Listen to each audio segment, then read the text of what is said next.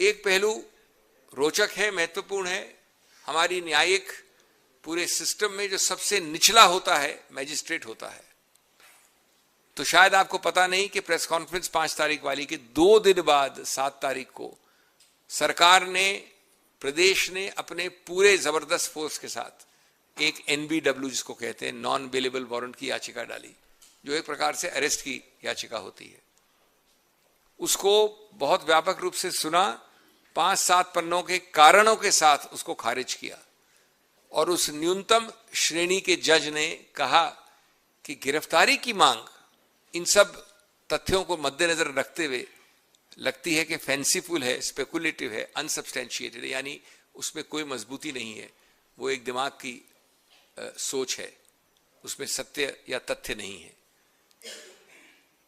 एक दो और पहलू जिस निर्णय के विरुद्ध हम उच्चतम न्यायालय में आए, जो उच्चतम न्यायालय ने आज निर्णित किया है, उसमें कई पैराज हैं जिसमें कि ऐसे प्रावधानों का जिक्र है जो न कंप्लेनेंट ने, न याचक ने, न इन्वेस्टिगेटिंग एजेंसी ने, न FIR ने, कंप्लेंट ने कहा है।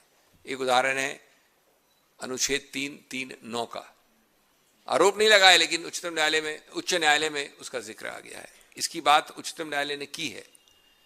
दूसरी बात जो उच्चतम न्यायालय ने की है वो कहा है कि हम भूल जाते हैं कि एंटिसिपेटरी बेल यानी अरेस्ट की पहली वाली बेल में वो मूल सिद्धांत जो है हमारे कानून का सैकड़ों वर्षों से, कि आपको जब तक आप साबित नहीं होते दोषी, आपको दोषी नहीं मान सकते, प्रिजम्पशन ऑफ इनोसेंस, वही एक मूल सिद्धांत है जिसके आधार पर एंटिसिपेटरी बेल आधारित है, उसको नहीं भूला जा सकता। तीसरा पहलू कि हर प्रकार के प्रावधानों को डाल दिया गया, इसको मानहानि से एक अलग केस बनाने के लिए 9 प्रावधानों का इस्तेमाल किया और 9 के 9 हमने सिद्ध किया बेलेबल हैं। एक शेड्यूल होता है कानून में जिसमें लिखा आता है बेलेबल। बेलेबल का मतलब होता है कि इतना निचले दर्जे का उसमें पनिशमेंट है कि आप ऊपर जाने की आवश्यकता नहीं कोर्ट कचहरी में। पुलिस भी बेल देने का अधिकार क्षेत्र रखती है, यद्यपि हमें कोई आशा और विश्वास नहीं है कि असम पुलिस के बारे में जो कहा गया है माननीय मुख्यमंत्री द्वारा, उसके बाद असम पुलिस कभी सोचेगी भी अपने आप बेल देने की। तो 11 में से 9 ऐसे प्रावधान हैं और फिर भी अरेस्ट के लिए लोग भाग रहे हैं इस व्यक्ति के पीछे। और अंतिम इसमें पक्ष जो है, पहलू है, वो ये है कि हमको ये भी नहीं भूलना चाहिए कि स्वतंत्र निर्भीक जो एक वाणी का मूल संवैधानिक अधिकार है हमारे अनुच्छेद 19(1)(a) में, 19(1)(a) में, जो अगर उसको आपको उजागर रखना है तो राजनीतिक कैंपेन के दौरान, उसकी गर्मी के और गर्माहट के दौरान एक राजनीतिक वक्तव्य के आधार पर इतना बड़ा उसका एक इशू बनाना, पुलिस को भेजना, गिरफ्तारी पे इंसिस्ट करना, मैं समझता हूं कि अगर कोर्ट कचहरी इसमें नहीं हस्तक्षेप करेंगे तो 19(1)(a) एक प्रकार से खत्म हो जाएगा। अंत में मैं इस निर्णय का पूरे रूप से एक समर्थन करते हुए बधाई देता हूं समाज को, देश को, कि उच्चतम न्यायालय ने सही समय में इतनी जल्दी 2 दिन में ये निर्णय दिया, क्योंकि इसमें लिबर्टी के मुद्दे थे। मैं साथ साथ अपने उस हर जूनियर व्यक्ति को लीगल टीम में जिन्होंने इतना काम किया, क्योंकि 5 जगहों पे 2-3 हफ्ते में भाग दौड़ करके फाइल करना, बनाना, उस सब के लिए और मुझे असिस्टेंस दी, उसके लिए मैं धन्यवाद करता हूं। और कांग्रेस पार्टी और मैं और मेरे कॉलीग और सभी लोग इस निर्णय का बहुत पूरी तरह से व्यापक रूप से स्वागत करते हैं। और अब हम स्वागत बाद में करेंगे खेरा जी का भी। ईडी के संज्ञान में जाना चाहिए, लेकिन देखिए इसमें हमारा एक और भी कहना है कि देखिए सीबीआई हो, ईडी हो, इनकम टैक्स हो, चाहे जो भी संस्थान है, सारी संस्थान बीजेपी कब्जा करके हाईजेक करके रखी है।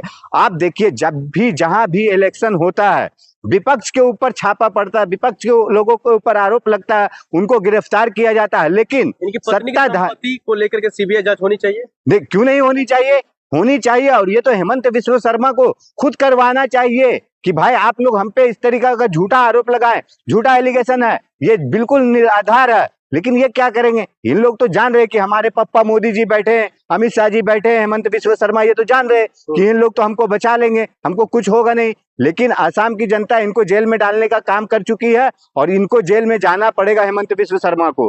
लेकिन बीजेपी लगातार कह रही है जो भाई अगर उनका इस मामलों से अगर कोई ऐसा कुछ नाता रहता तो हम लोग कार्रवाई कर चुके रहते। गृह मंत्रालय चुप नहीं बैठती, नहीं, विदेश मंत्री चुप नहीं बैठते। नहीं, एक बात बताइए मुझे, गृह मंत्रालय चुप नहीं बैठता, विदेश मंत्री चुप नहीं बैठते। विदेश मंत्री ने क्या किया? विदेश मंत्री को करना चाहिए था ना, जब पवन खेड़ा जी आरोप लगाएं, दिखाएं कि हाँ ये पासपोर्ट है उसकी वाइफ का। कहाँ गया था विदेश मंत्री? आपको मालूम है जिस तरीका से 52,000 करोड़ का संपत्ति का बताएं, चुनाव आए, क्यों उस समय चुनाव का जो वहां पे फॉर्म भरा जाता उसमें क्यों नहीं लिखे कि हमारा इतना इतना संपत्ति है, क्यों नहीं दुबई का दिए? तो ये देखिए, है ही नहीं तो क्यों वो झूठा? अरे नहीं है तो मतलब कैसा? आप साबित तो कीजिए कि नहीं है हमारा। आप किसी को भी मतलब मार देंगे, पेड़ा बना देंगे, हेड़ा बना देंगे, जहन्नुम में रहेगा निकाल लेके आएंगे, पताल से लेके आएंगे, ये मतलब कुछ भी बोल सकते हो आप। और आप दूसरा कोई जब एविडेंस लेके आया दिखाया तो आप इतना तिलमिलाहट, आपको किस तरीका से, मतलब ये सत्ता का गुरूर अहंकार था आपका। और आपको जिस तरीका से ये अहंकार है ना, कल रिजल्ट आने के बाद 5 तारीख को आप जेल जाने की तैयारी कर लो अब। लेकिन जेल जाने की बात है, या अगर उनको अगर राहत सुप्रीम कोर्ट से पवन खेड़ा को मिल ही गया है, अंतरिम जमानत मिल गया, तो क्या आप लोग मान लिए जो ये केस खत्म हो गया? नहीं देखिए, केस खत्म नहीं हो गया, ठीक है ना। अभी जिस तरीका से हेमंत बिस्व शर्मा ने वहां पे अपशब्द बात किए तो उसके सुप्रीम कोर्ट में भी चालू है, उनका भी जांच चालू है, न्याय प्रक्रिया जो भी होगा वो तो होगा। लेकिन जो इन्होंने जो आसाम की जनता का लूट किए हैं, जो आसाम की जनता के साथ विश्वासघात किए हैं 10 साल में, तो उसका हिसाब तो इनको देना पड़ेगा। और जहां तक है कि इनकी वाइफ का 3 पासपोर्ट का, या 52,000 करोड़ का, या दुबई में 2 फ्लाइट का, या जो आसाम में जितना इनका संपत्ति है, ये सब चीज का सुप्रीम कोर्ट को अब हिसाब देना पड़ेगा। यही हेमंत बिस्व शर्मा है ना, मुसलमान के फोटो पे गोली मार रहा था, यही हेमंत बिस्व शर्मा है ना। किस तरीका से बोला था, जब मियाँ मांगे 5 रुपया तो 4 रुपया दो, और कुछ हो तो मेरे पास आओ। अरे भाई, आप हो गए मनुस्मृति को मानने वाले, आप हो गए जो जय भीम और आरएसएस के मानने वाले हो गए, लेकिन असम की पूरी जनता आपके राह पे नहीं चलने वाली, आपके जैसा बात करने वाली नहीं है। असम की जनता लोकतंत्र, एक ही नारा है, सबका साथ, सबको साथ लेके चलो, सारे धर्मों का जो है एक साथ। नहीं, ये नारा है ये क्या है ना, ये लोग ना अपने नारा के पीछे ना अपना बुलंद कर रहे हैं सिर्फ नारा, लेकिन काम किसके लिए क्या कर रहे हैं? काम किसके लिए आप बताइए? एसी, एसटी, ओबीसी, माइनॉरिटी, कोई भी हो, किसी के भी साथ किस तरीका से वहां पे दुर्व्यवहार हो रहा था? कोई पूछा? किस तरीका से आपने देखे होंगे आसाम में वो बंदा का जिस तरीका से उसको एक को हत्या कर दिया गया, क्या हुआ? कोई हिसाब किताब नहीं हुआ, कोई इंसाफ नहीं हुआ। ये सिर्फ कैसा है ना, हमारे को, आपको, हम जैसे जो आम जनता है ना, इन लोगों को हिंदू मुस्लिम में उलझाने के लिए, अपना वोट परसेंटेज बढ़ाने के लिए इस तरीका से करते हैं। और देखते हैं कि भाई इन लोग के पास तो है ही नहीं है ना, आपके विकास की बात नहीं करेंगे, खाली नारा देंगे सबका साथ सबका विकास, लेकिन सबका विश्वास तोड़ने वाला काम भारतीय जनता पार्टी करती है। आप बताइए किस तरीका से इन लोगों ने किए? मंदिर के नाम पे, मस्जिद के नाम पे, हिंदू मुस्लिम के नाम पे, जात धर्म के नाम पे यही करते हैं। आपके रोजगार के लिए क्या किए? आप